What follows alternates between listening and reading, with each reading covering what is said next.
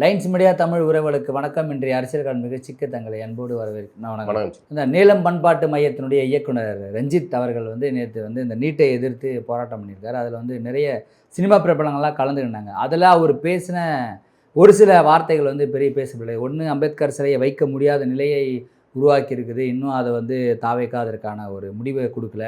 ரெண்டாவது, ராஜ்மோகன் அவர்கள் அமைச்சராகிறதுனால எனக்கு என்ன பெருமை இருக்குது, அவர் ஒன்றும் தலித் அரசியல் பேசுறது இல்லையே அப்படின்னு சொல்லியிருக்கு. அந்த இரண்டு விஷயங்கள் தான் இப்போ சமூக வலைதளத்தில் ஒரு ஹாட் டாபிக். அதான் ரஞ்சித்தோடைய அந்த பேச்சு அப்படிங்கிறது வழக்கமான அவருடைய அம்பேத்கர் அவர்களுடைய தீவிர ரசிக மணல்லேருந்து பேசுகிறார். அவர் உடனே அம்பேத்கருடைய ரசிக மணலை அப்படின்னு ஆரம்பிச்சிருவாங்க.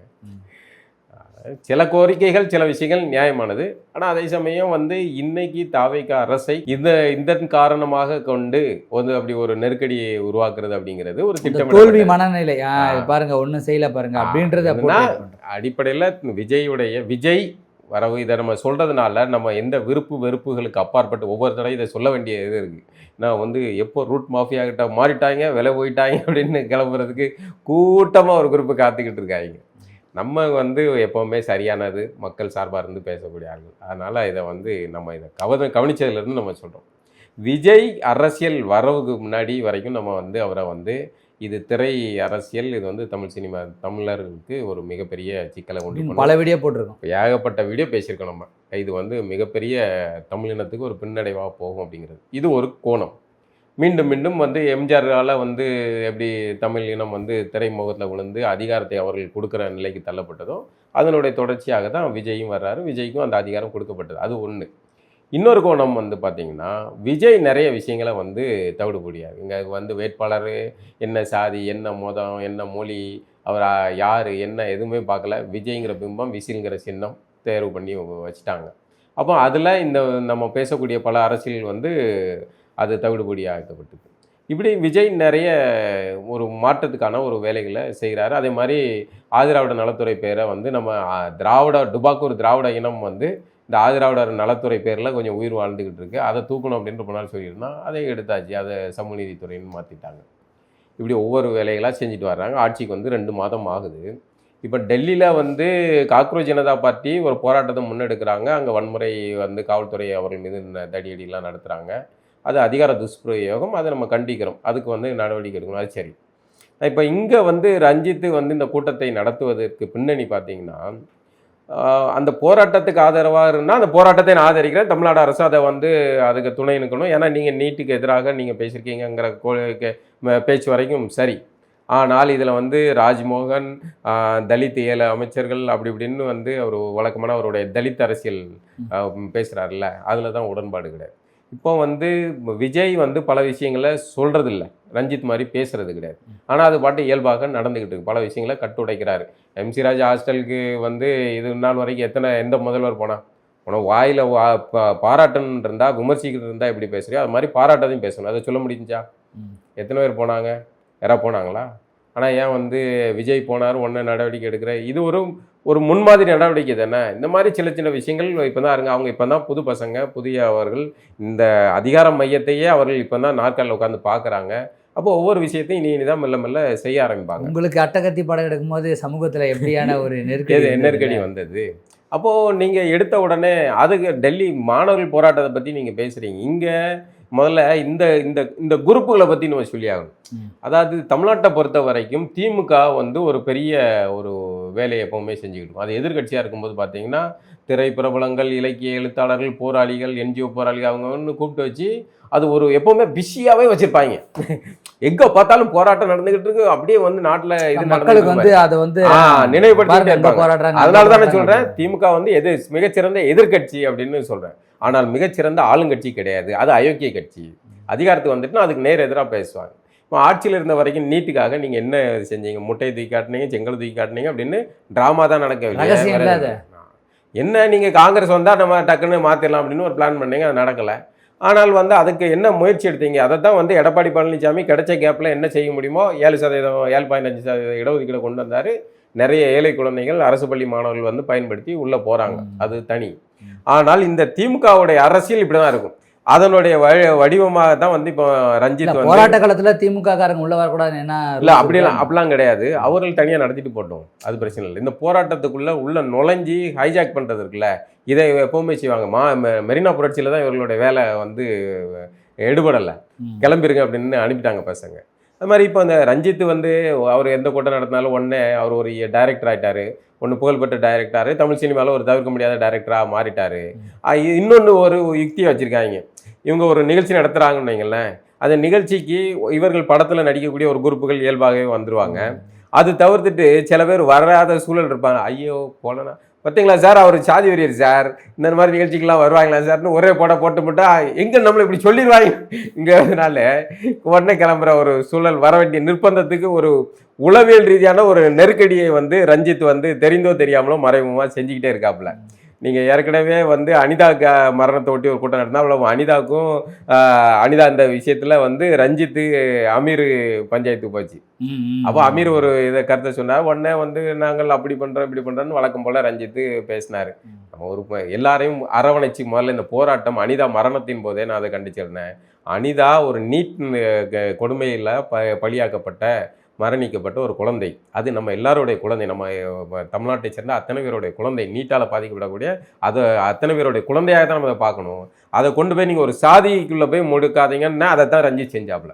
இப்படி ஒவ்வொரு போராட்டத்தையுமே அதுக்குள்ளே கொண்டு போய் முடிச்சு அது ஒரு போராட்டம் எப்போ வெற்றி அடையும்னா அது பொதுவான போராட்டமாக இருக்கும். இப்போ டெல்லியில் காக்ரோச் ஜனதா பார்ட்டி போராடுது இல்லை, அங்கே வந்து வெறுமனே அம்பேத்கரிஸ்டுகள் மட்டும் கலந்து கொள்ளக்கூடிய போராட்டம் அப்படின்னா அது வந்து உடனடியாக முடிஞ்சு போயிருக்கும். அது பரவலாக எல்லாருடைய ஆதரவுகளை வந்து பெற முடியாமல் சுருங்கி போயிருக்கும். ஆனால் பெரும்பாலும் அங்கே வந்து அம்பேத்கருடைய அவர்கள் வச்சு எல்லாரும் கலந்து அது வந்து ஒரு சேஃப் ஜோனுங்கிற நான். அதாவது நீங்கள் பாஜகவை எதிர்க்கணும்னா நீங்கள் தேசிய கொடியை கையில் பிடிக்கணும். இது ஒரு அவன் இல்லைன்னா அடுத்த நொடி அவங்களை சொல்லுவான் பாகிஸ்தான் ஆளுன்பா, துரோகின்பா, தேச துரோகிகள் எல்லாம் சேர்ந்துருப்பாங்க. நீங்கள் வந்து அந்த கொடியையும் அம்பேத்கருடைய இதையும் வைக்கும்போது அங்கே உங்களுக்கு அது ஒரு யாரோ ஒருத்தங்க பண்ணுற புத்திசாலித்தனமான நடவடிக்கை. அப்போ நம்ம என்ன சொல்கிறோம்னா அம்பேத்கரை புறக்கணிக்கிறது இல்லை, ஆனால் எல்லாரையும் சேர்த்து அரவணைச்சு ஒரு போராட்டத்தை வெற்றிகரமாக மாத்திர யுக்தி சிறந்தது. ஆனால் ரஞ்சித்துக்கிட்ட ஒரு உணர்ச்சி வசப்பட்ட மனநிலை தான் எப்பவுமே வந்து அதுக்குள்ளே சுற்றிக்கிட்டே வந்து அதை தான் இது மட்டும்தான்ட்டு பேசிடுவார். ஒரு ஆட்சி நடத்துகிறவங்களுக்கு சிலைக்கு அம்பேத்கர் சிலை திறக்கணுமானா திறக்கணும், நிச்சயமாக திறக்கணும். அதுவும் குறிப்பாக விஜய்க்கு அது கூடுதல் பொறுப்பு இருக்கானா கூடுதல் பொறுப்பு இருக்கு. ஆனால் இந்த வெங்காய கேள்வியை நீங்கள் ஏன் வந்து கடந்த ஆட்சியில் திமுக ஆட்சியில் இருக்கும்போது இந்த பிரச்சனை இருக்கு அப்போ கேட்கல. அப்போ ரஞ்சித் எந்த பதுங்கு குழியில் போய் பதுங்கி கிடந்தீங்க? ஏன் அப்போ வாய் வரல? அப்போ இந்த போராளிகள் இந்த இயக்குநர்கள் எழுத்தாளர்கள் போராளிகள்லாம் எங்கே போய் இருந்தீங்க? அவ்வளோ சாதிய வன்கொடுமை சம்பவங்கள் நடந்துச்சு திமுக ஆட்சியில், ஏன் அப்போ பேசலை? வேங்கைகள் விஷயம் நடந்துச்சு, ஏன் பேசலை? இப்போ வந்து ஆம்சாங் அப்போ பேசுறதுக்காக இப்போ பேசக்கூடாது இல்ல, அப்போ பேசுறது இல்ல, அப்போ களவாணித்தனமா நீங்க பதுங்கி கிடந்தீங்கல்ல, அப்போ பதுங்கி கிடந்தவங்க இப்ப ஏன் பேசுறீங்க? இப்ப பேசுறதுக்கான ஸ்பேஸ் இருக்கிறதுனால பேசுறீங்க. அப்போ உங்களை வந்து நீங்க என்ன பேசணும்னு ஒரு நிகழ்ச்சியில, தொலைக்காட்சி நிகழ்ச்சியில, டிபேட் ஷோல கூட நீங்க என்ன இன்னைக்கு தலைப்புல பேசணும்னு பெண் டீம்ல இருந்து அனுப்பி பேசிட்டு இருந்தாங்க. அவ்வளவு கேவலமா நடந்துச்சு. ஒருத்தர் யாராவது குரல் கொடுத்தாங்களா? அவ்வளவு விஷயங்கள் நடந்துச்சு இல்ல. இன்னைக்கு பேசக்கூடிய எழுத்தாளர்கள், கருத்தாளர்கள், இல்லைன்னா நடிகர்கள் எல்லாம் ஏன் அப்போ மூஞ்சி காட்டல? ஏன் பதுங்குழிங்களை போயிருந்தாங்க? அப்போ என்னன்னா இவர்கள் எல்லாத்தையுமே இயக்கக்கூடிய ஸ்கிரிப்ட் திமுகவா இருக்கு. திமுக எதிர்கட்சிக்கு வந்துச்சுன்னா உடனே இவர்களுக்கெல்லாம் வந்து ஸ்கிரிப்ட் அனுப்பப்படுது, உடனே இவர்கள் திரையில வந்து மேடையில் வந்து நடிச்சுட்டு போறாங்க. இவ்வளவுதான். இவர்கள் நிஜத்துல வந்து அப்படிதான் இருக்காங்களா? நீட் எதிர்ப்புக்கான மனநிலை கொண்டவர்கள் தானா? இல்லை. அது நீட்டு விளம்பரத்தில் நடிப்பாங்க, அப்புறம் வந்து நீட் எதிர்ப்பு போராட்டத்தில் நடிப்பாங்க. கொள்கைன்னு இருந்தால் கொள்கை, நான் வந்து போதைப் பொருள் பயன்படுத்தக்கூடாதுன்னு நினைக்கிறவன்னா நான் போதைப் பொருள் பயன்படுத்த சொல்லி ஒரு விளம்பரம் என்கிட்ட வந்துச்சுன்னா எப்போ அதை நடத்த என் கொள்கைக்கு நேர் எதிரானது, அது நான் செய்ய மாட்டேன்னு தானே சொல்லணும். அது எப்படி தொழிலுக்காக நீங்கள் உங்களோட இதை செஞ்சுட்டு இதை பண்ண தொழிலுக்காக நடிப்பு வேற, ஆனால் நீங்கள் ஒரு பிராண்டாக மாறுறதுங்கிறது வேற. இப்போ பிரகாஷ்ராஜ் ரம்மியில் ஆரம்பித்து ஏகப்பட்ட இந்த சூதாட்ட விளம்பரங்களில் நடிச்சீங்க.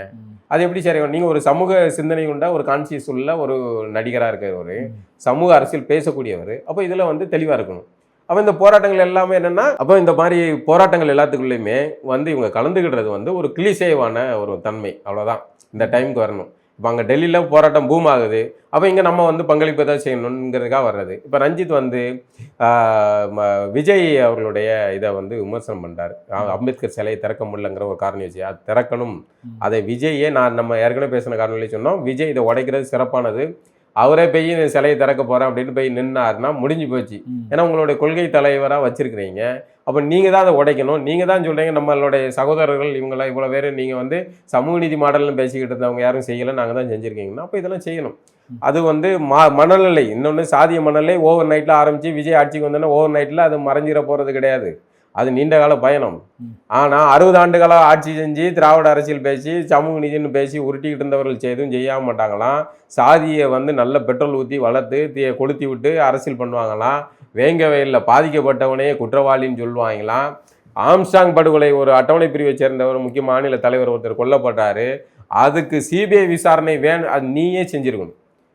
உடனடியாக நீங்களே வந்து இந்த குற்றவாளிகள் யார், உண்மையான குற்றவாளிகள் யாருன்னு கண்டுபிடிக்க வேலையை செஞ்சுருக்கணும். ஆனால் நீங்கள் என்ன பண்ணீங்க, அதுக்கு சிபிஐ விசாரணை கோரிக்கை வைத்தால் அதை பண்ணக்கூடாதுன்னு உச்சநீதிமன்றத்தில் போய் மனு போட்டீங்க. அதை விஜய் வந்து உடைக்கிறார். அப்போது எல்லாத்துலேயுமே இந்த மாதிரியான வேலைகள் அவங்க செய்கிறாங்க. இப்போ வன்னியரசு மட்டும் நீங்கள் சொல்கிறீங்க, வன்னியரசு சிறப்பாக செய்கிறார், அவர் கிடைக்கிற வாய்ப்பை செய்கிறார். ஒவ்வொருத்தவங்களுக்கும் ஒரு ஐடியாலஜி இருக்கும். இப்போ வந்து அந்த சமூகத்தை சேர்ந்தவர்கள் எல்லாமே இருக்கிறவங்க எல்லாருமே இந்த மாதிரி அரசியல் தான் பேசணும், ரஞ்சித் பேசணும், இல்லை ரஞ்சித்துக்கிட்ட போய் சான்றிதழ் வாங்கிட்டு வந்து தான் இவங்கெல்லாம் பேசணுமா?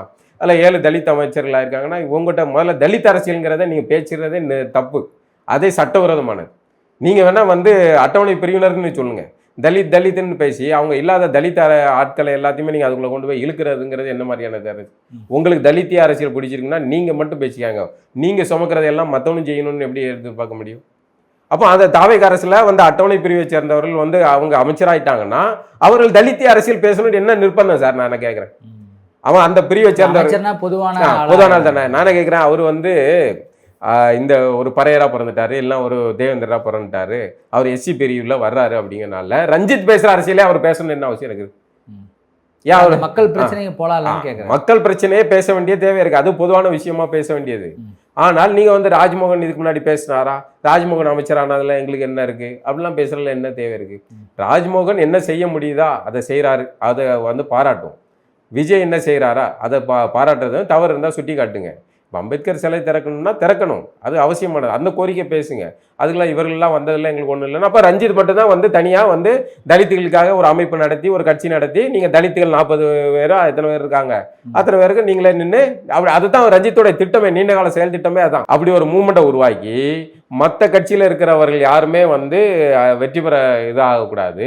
ஒன்லி ரஞ்சித்துக்கிட்ட சான்றிதழ் வாங்கிட்டு முதுகில் அவர் ஸ்டாம்பு குத்தி விடுவார், இவர் ஒரிஜினல் வந்து தலித் போராளி, அதனால இவரை தேர்வு பண்ணுங்க அப்படின்னு தேர்வு பண்ணா இவங்க வந்து சட்டமன்றத்தில் போவாங்க. இவங்க வந்து சட்டமன்றத்தில் போய் எல்லாத்தையும் சாட்சி அடுத்த நாளே சாதியெல்லாம் ஒழிச்சு எல்லாத்தையும் சமத்துவப்படுத்திடுவார் அவர். இல்லை அப்படி 44 தொகுதியில் தலித் நிற்க வைக்கிறது ஒன்றும் பிரச்சனை இல்லை. ஆனால் அந்த 44 தொகுதியிலையும் தலித் மக்கள் மட்டும்தான் பெரும்பாலும் இருக்காங்கன்னு ஒன்றும் இல்லை, அவசியம் இல்லைல்ல, மாறி இருக்காங்கல்ல. அப்போ எல்லாரும் ஓட்டு போடாதானே ஜெயிக்க, எல்லாரும் ஓட்டு போடனா அதான் அனைவரையும் சமத்துவப்படுத்தணும், நீங்கள் அனைவரையும் அரசியல் படுத்தணும் அப்படிங்கிறது அவசியமானது. அவர் மெயின் ஸ்ட்ரீமில் வரணும். அவர் அதுக்கும் நீங்கள் வர மாட்டீங்க.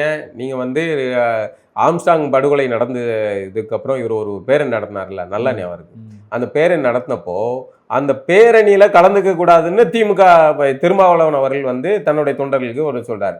அதோடு அந்த சமயத்தில் அந்த பேரணிக்கு நெருக்கடி இவ்வளோ வந்தது அப்படிங்கிறத நம்ம பார்த்துக்கிட்டு இருந்தோம். அப்போ திமுக அப்போ என்ன செஞ்சுங்கிறத பார்த்துக்கிட்டு இருந்தோம். அப்போ வந்து என்ன பண்ணீங்க நீங்கள், அதை தொடர்ச்சியாக என்ன எவ்வளோ வீரியமாக கொண்டு போனீங்க, அது ஒரு கணக்கு காட்டுறதுக்கு ஒரு பேரணி நடத்தினீங்க. அப்போ திருமாவை விமர்சிச்சிங்க. திரும்ப அன்னைக்கு எவ்வளோ வந்து திமுக அரசால் நெருக்கடிக்குள்ளானாரு. வேங்கவேல் விஷயத்த கூட அவரால் வெளிப்படையாக பேச முடியல. அவர் போட்டியிடுற தொகுதியில் போட்டியிட விடாமல் அவர் வந்து வாபஸ் வாங்கினாரு. அப்போ இவ்வளோ விஷயங்களும் நடக்குது, ஒரு தலைவருக்கே நடக்குது, இது நடக்குது. இப்போ விஜய் வந்து செய்கிறாருன்னா செய்ய விடுங்க, ஒரு கொஞ்ச நாள் ஒரு 6 மாதம் விடுங்க. இப்போ ஒவ்வொரு சாதி பிரச்சனைகள் நடக்கும் போதெல்லாம் நானும் அதான் சொல்லுவேன், சாதியவாதிகள்கிட்ட போய் அரசு பேச்சுவார்த்தை நடத்திக்கிட்டு இருக்கக்கூடாதுங்கிறது தான் என்னோட நிலைப்பாடுமே. ஆனால் எடுத்த உடனே வந்து அதை இவர்களை கூண்டில் ஏற்ற மணல் இருக்குல்ல, அந்த பேச்சு அது வன்மையாக கண்டிக்கத்தக்கது ரஞ்சித்தோடையது.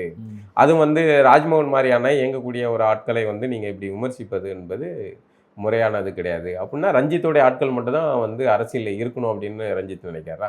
ரஞ்சித்துக்கிட்ட சான்றிதழ் வாங்கி ரஞ்சித்திடம் வந்து பாராட்டு வாங்கக்கூடிய ஒருத்தர் தான் வந்து அரசியலில் இருக்கணும், ராஜ்மோகன் மாதிரியான ஆட்கள்லாம் வரக்கூடாதுன்னு நினைக்கிறாரா? என்ன மாதிரியான மனநிலை இது?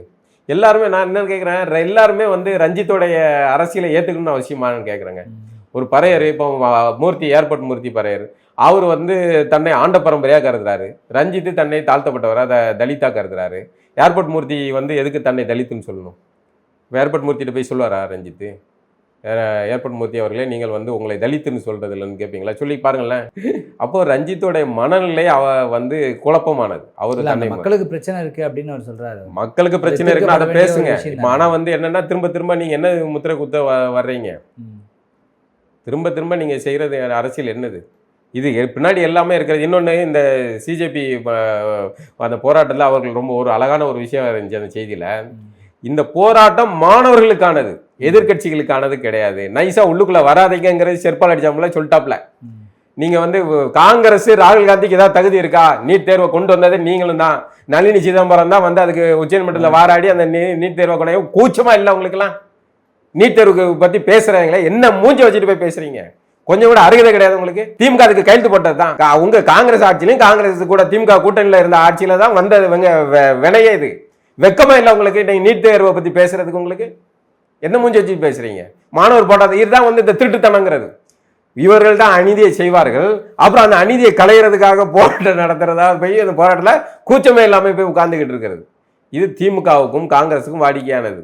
பிஜேபி செய்வது அநீதியானது. அவர்களுடைய ஐடியாலஜி அப்படிதான், வலதுசாரி சிந்தனை அப்படிதான். ஆனால் நீங்கள் இடதுசாரி சித்தாந்தம், ஐடியாலஜி, சமூக நீதினு பேசுகிறவங்க எதுக்கு திருட்டுத்தனமாக கையெழுத்து போட்டீங்க? நளினி சிதம்பரம் எதுக்கு வாதாடினாங்க? கேட்கறதுக்கு துப்பு இருக்கா? ராகுல் காந்தி போய் போராட்டத்தில் போய் உட்கார்றதுக்கு மேலே கூச்சமா இல்லையா? உங்கள் ஆட்சியில் தானே கொண்டு வந்தீங்க. இவ்வளோ அநீதி, இவ்வளோ அனிதா சாகிறதுக்கெல்லாம் காரணம் காங்கிரஸ் தாங்க. நீட் தேர்வு கொண்டு வரலன்னா அனிதா ஏன் சாகணும்? அப்போ கொண்டு வந்து எல்லாம் விதைக்கிறது நீங்க. அதை பிஜேபிக்காரன் தூக்கி சுமந்துட்டு போயிடுவான். அவன் இது பிஜேபியால செய்ய முடியாது, செஞ்சா வந்து கொந்தளிப்பாயிருக்கும். ஆனா காங்கிரஸ் இவங்கெல்லாம் நைஸா பண்றாங்க. இவர் மீத்தேன் திட்டத்தை கொண்டு வருவாங்க, இவர் தெரியாம கையெழுத்து போட்டாராம். ஸ்டாலின் தெரியாம கையெழுத்து போட்டுருவாங்களாம். அதை நம்ம நம்பணுமா? மலையை அங்கே திருடி வித்துக்கிட்டு தின்னுக்கிட்டு இருப்பாங்களா? இங்கேருந்து கேரளாக்கு எல்லாம் கடத்தப்படுமா? இவங்க வந்து வேடிக்கை பார்த்துக்கிட்டு இருப்பாங்களா? அவங்கேருந்து குப்பையை கொண்டு வந்து கொண்டு போவாங்களாம். இவர்கள் வந்து சமூக நீதியை அரசியல் பேசிக்கிட்டு இருக்காங்க. அப்போ இந்த மாதிரியான ஒரு ஆகாவளி அரசியல் தான் இது இவர்களுடையது. இதுக்கு பின்னாடி இருக்கிறது தமிழ்நாட்டை பொறுத்த வரைக்கும் டெல்லியில் போராடுற மாணவர்களுடைய அரசியல் வேற, இங்கே இருக்கிறது வந்து நீட்டு இங்கே வேற அரசியல். இப்போ நம்ம அந்த போராட்டத்தை பயன்படுத்தணுமானா சரிதான். இந்த சூழலை பயன்படுத்தி ஒட்டுமொத்தமாக நீட்டு ஒழிக்கப்படணும்னா மகிழ்ச்சி தான். அப்போ 12ஆம் வகுப்புல தேர்வுல மதிப்பெண் ஒழிச்ச பெருமை திமுக தான் சார். ஆமா, அவர்கள் செங்கல் கொண்டு வரார்கள், முட்டையில எழுதி வைப்பார்கள். இது வந்து இதானது காமெடியானது. எதிர்கட்சியா இருக்கும்போது இவர்கள் செய்யக்கூடிய காமெடி. ரஞ்சித்துடைய பேச்சு வந்து தவறான பேச்சு. அது வந்து தாவேக அரசுக்கு கொஞ்சம் வாய்ப்பு கொடுக்கணும். அவர்கள் நிறைய விஷயங்கள் வந்து நல்ல விஷயங்கள் செய்கிறாங்க, முன்னெடுப்புகள் செய்கிறாங்க. செய்யக்கூடியவர்களை வந்து சிதைக்காதீங்க. அவர்கள் எடுத்த உடனே எல்லாருமே ரஞ்சித் மாதிரியே வந்து விஜய் பேசணும்னு அவசியம் கிடையாது. ரஞ்சித்துக்கு ஒரு அரசியல் பார்வை இருக்குன்னா அது ரஞ்சித்துடையது. இன்னொருத்தங்க வந்து சில பேர் வந்து அரசியல் பேச மாட்டாங்க, ஆனால் வந்து காரியத்தை செய்வாங்க. அப்படி விஜயுடைய இதில் வந்து அவர் வந்து சில வேலைகள் செய்யத்தான் செய்கிறார். நம்ம அதை வந்து அதில் தவறு இருக்கும்போது விமர்சிக்கலாம். ஆனால் வந்து ஒருத்தங்க ஆரம்பிச்சு 2 மாதம் தான் ஆகுதுங்க. 2 மாதத்துக்குள்ளே வந்து நீங்கள் வந்து அம்பட்டையும் வந்து 2000 ஆண்டுகளாக இருக்கிற சாதியை வந்து அறுத்து தள்ளிட்டு போகணும் அப்படின்ட்டு ரஞ்சித் பேசுகிறதுனா, ரஞ்சித் ஒரு இயக்குனராக அவர் வந்து பேசிட்டு போவார். ஒரு ஆட்சியை நடத்துகிறோம், அப்படி செய்ய முடியாதுல்ல. ஆனால் விஜய்க்கு ஒரு வாய்ப்பு இருக்குது. இந்த விஷயத்த வந்து தன் மீது இப்படி ஒரு விமர்சனம் வைக்க அதை அழகாக உடைச்சிட்டு மறுபடியும் ஹீரோ ஆகிட்டு போயிட்டே இருக்கலாம். வந்து உங்களுடைய கட்சி தொண்டர்கள் தானே, தவைக்காரன் தானே, உங்களுடைய கொள்கை தலைவர் தானே. நம்ம கொள்கை தலைவர் சிலை வந்து அந்த ஊரில் இருக்கணும். ஆனால் விஜய் சொன்னா கேட்பாங்க. ஆமாம், கேட்டால் சந்தோஷம், கேட்கலன்னா அதை விஜயே செஞ்சு ஆட்சி அதிகாரத்தில் இருக்கீங்க, நீங்கள் செய்யணும். இது வந்து நியாயமான கோரிக்கை தான். அதில் வந்து அம்பேத்கர் கால் மேலே கால் போட்டு உட்காந்துருக்காரு. அப்போ அம்பேத்கர் காலகாலமாக நின்றுக்கிட்டே இருக்கணுமா? இப்போ மற்ற தலைவர்கள் வைங்க, கால் மேலே கால் போட்டு உட்காருங்க. வந்து எதுக்கு வந்து காமராஜர் வந்து நின்றுக்கிட்டே இருக்கணும்? உட்காருங்க. அப்போ கொஞ்ச நாள் அவங்க உட்காந்துட்டே போட்டோம். அப்போ அப்படி ஒரே ஃபார்மேட்டில் சிலைகளை பார்த்துக்கிட்டு இருக்கோம்ல, போர் அடிக்குது இல்லை? அப்போ கொஞ்சம் மாற்றி வைங்க. இப்போ கருணாநிதிக்கு பிடிச்சமான இதுகள்லாம் இருக்கும்ல, சிலை எழுதுவார். அது மாதிரி இப்போ கலைஞர் நூற்றாண்டு விழாக்க வளைவு அது இதுன்னு வந்து கடந்த ஆட்சியில் எவ்வளோ பண்ணீங்க. இது கடந்த ஆட்சியிலே வந்து இந்த சிலை பிரச்சனை இருக்குல்ல. இதுதான் வந்து கவனிக்க வேண்டியது. கடந்த ஆட்சியில் இந்த பிரச்சனை இருக்குங்கிறதே வெளியே தெரியல. பார்த்தீங்களா? தெரியல, இப்போதான் தெரியும். இப்போ விஜய் ஆட்சி வந்து வர அதுக்கு வந்து விஜய் ஆட்சி வந்தது இல்லை, திமுக எதிர்கட்சி ஆனதுனால வெளியே தெரியுது. அப்போ எதிர்கட்சியாக இருந்தால் இவர்கள் வந்து அந்த விஷயத்தை எப்படி பூதாகரப்படுத்தி பேசுவார்கள். மாணவர் போராட்டம் இப்போ வந்து திமுக மட்டும் இருந்துச்சுன்னு வைங்களேன், ₹1 எங்க போராட்டம் நடத்திருக்கோமே தெரியுமா? ₹1 எங்க போராட முடியாது. இல்ல உண்மையா போராட ஏன் தெரியுமா? போராட முடியாது. பண்றது ஃபுல்லா அவன் தான். ஏன்னா அவன் தானே வரணும். அப்போ அதை முதல்ல ஆரம்பத்திலே கிள்ளி எறிஞ்சிருவாங்க. அதுக்கப்புறம் வந்து உட்கார்ந்தாச்சுன்னா அங்கே வந்து அந்த போராட்டத்தை வழி மாற்றி அதை கலவரமாக உண்டு பண்ணி திருப்பி விட்டுருவாங்க. இந்நேரம் வந்து அது கூட்டணி கட்சியில் இருக்கிறதுனால சிபிஎம் ஆஃபீஸில் க்ளோஸ் பண்ணி இருக்கு. போட்டுருப்பாங்க. இது எல்லாத்தையுமே செய்வாங்க. ஆக வந்து திமுகவுடைய ஐக்கியத்தனத்தையும் நம்ம பார்க்குறோம், விஜயோடைய ஆட்சி வரவையும் பார்க்குறோம். அது வந்து புதிய ஆட்சி அது காலம் வந்து எடுத்துக்கிடும். ரஞ்சித் வந்து தன்னுடைய அரசியலை பிறர் மீது திணிக்க வேண்டியது அவசியம் கிடையாது. அவர்கள் செய்வார்கள். ஆட்சியாளர்கள் வேறு, நீங்கள் வந்து ஒரு திரைப்படம் எடுக்கிற மாதிரி இல்லை ஆட்சி நடத்துறது. கோரிக்கை நியாயமானதுன்னா நியாயத்தை வந்து வலியுறுத்த வேண்டியது அவசியம். மீண்டும் ஒரு நிகழ்ச்சி சந்திப்போம்மா. நன்றி.